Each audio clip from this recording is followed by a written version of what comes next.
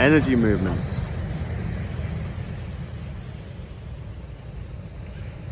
It's amazing how easy it is to overlook the power of something that apparently is so simple, so trivial. Seems like a beginner activity. It's actually about the most advanced thing you can do.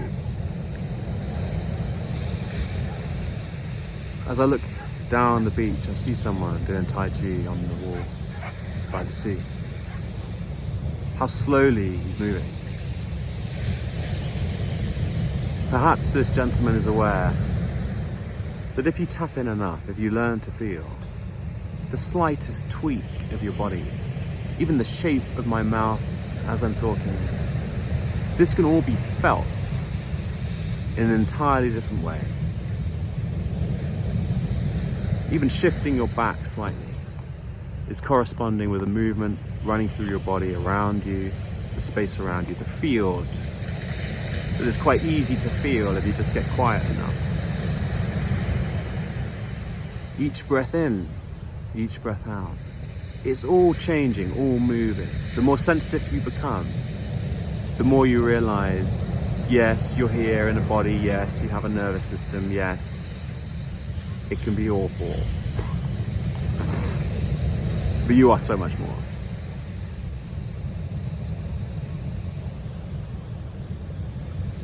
Every feels like of energy, every code you get, every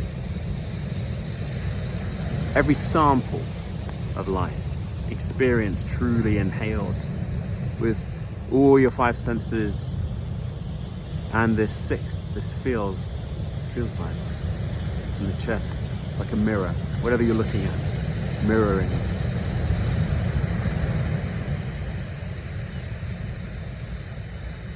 You start to understand the energetic relationship with everything that is here. And it is not something your mind can understand, not really. But that subtle mind, that feeling mind, the chest, the heart, the center, the core, whatever we want to call it, in there and out through everything, if you can make it wide enough, you can start to understand. And you have to just listen. Let it teach you. You don't have a fucking clue. Let it teach you. Make it your thing. Bring it to whatever you do. You do yoga. Feel every movement. Every shape of the body, every asana is an antenna. You're changing your configuration. And if you feel that, you start to understand more of how you interface with everything that's going on. Your attention becomes more subtle. And it's always subtle. You need to go beyond imagination. This is not about imagination. A lot of spirituality is just imagining stuff that's happening.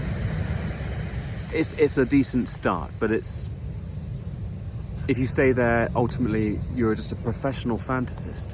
I don't think that's what anyone actually wants. To mistake imagination for spiritual illumination is pretty, that's deadly.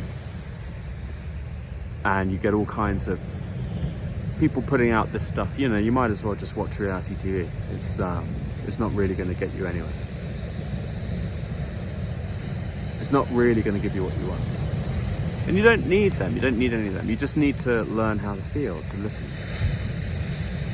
Develop your knowledge.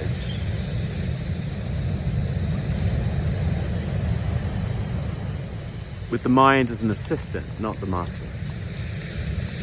It will just keep taking over, that's fine. But you just have to bring it to everything. Washing up, feel the water. Listen, feel your hands. Don't do anything else, just do that. In Zen they call it, if you become one with whatever you're doing, you will find the one in that activity. Because it's there, it's who you are. You don't have to think about awareness, you can feel it. You're inside it, you're it. Or even the label awareness is, get in the way. It's not a goal. It's not something to aim towards. It is the aiming, right? It's simpler than the mind will make out.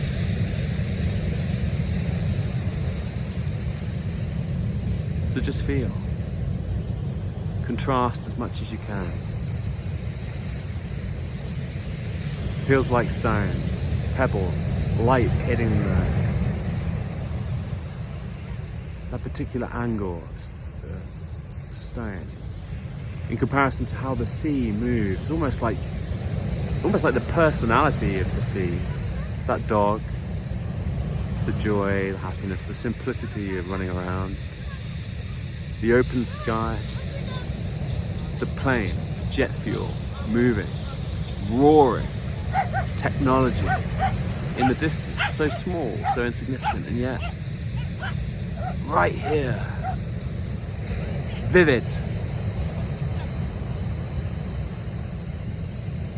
So if you want to live life, you have to feel life. You have to feel yourself. You have to learn to become more and more and more sensitive. And that means you will hurt too.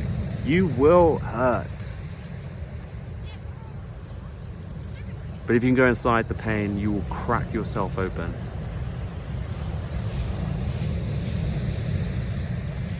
Into true healing.